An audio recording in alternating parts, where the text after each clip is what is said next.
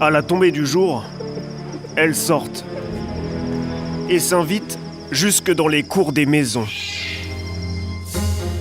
Ces derniers mois, les hyènes ont tué 5 personnes au Kenya et effraient la population.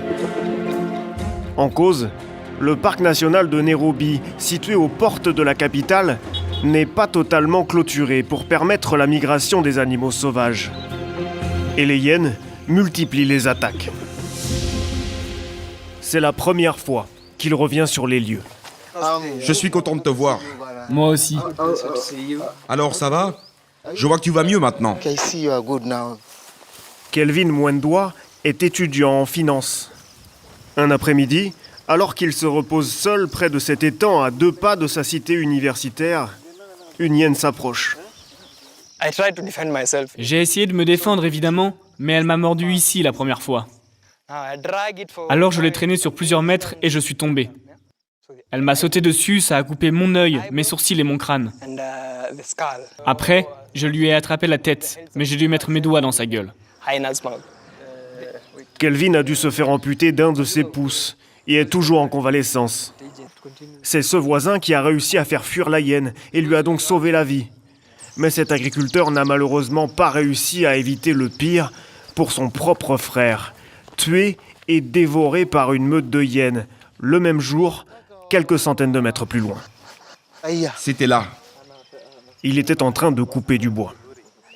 Tout ce qu'on a retrouvé du corps de mon frère, c'est un morceau de son œil et un morceau de son bras. Il n'y avait plus rien d'autre. Nos vaches, notre bétail, se font manger par les hyènes. Et maintenant même les humains.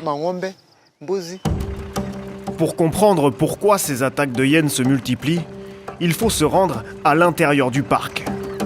Sur cette vidéo tournée par une touriste, les hyènes s'en prennent en grand nombre à des lionnes pour s'emparer de leur nourriture. Leur population aurait explosé ces dernières années à cause de la sécheresse qu'a connue le pays. C'est le genre d'endroit où elles passent souvent. Pendant la sécheresse, les herbivores n'avaient plus grand-chose à manger et beaucoup sont morts de faim. Et donc, les prédateurs, comme les hyènes, n'avaient qu'à se servir pour se nourrir. Et elles ont pu ainsi se reproduire en nombre. Ici, il y a environ 80 hyènes maintenant. Le parc ne peut pas être complètement clôturé. On doit laisser une ouverture aux animaux pour qu'ils puissent migrer en fonction du climat. Quand c'est très sec, certaines espèces ne restent pas ici. Seulement voilà, la population de Nairobi grimpe en flèche. Près de 4,5 millions d'habitants aujourd'hui, qui s'installent de plus en plus près de zones abritant des animaux sauvages.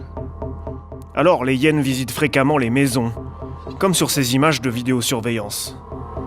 Et les autorités sont contraintes de les capturer pour les déplacer dans d'autres réserves.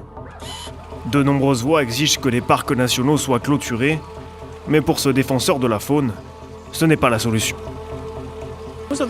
La plupart des gens qui demandent à ce qu'on clôture totalement le parc ne sont pas des gens qui ont toujours habité ici.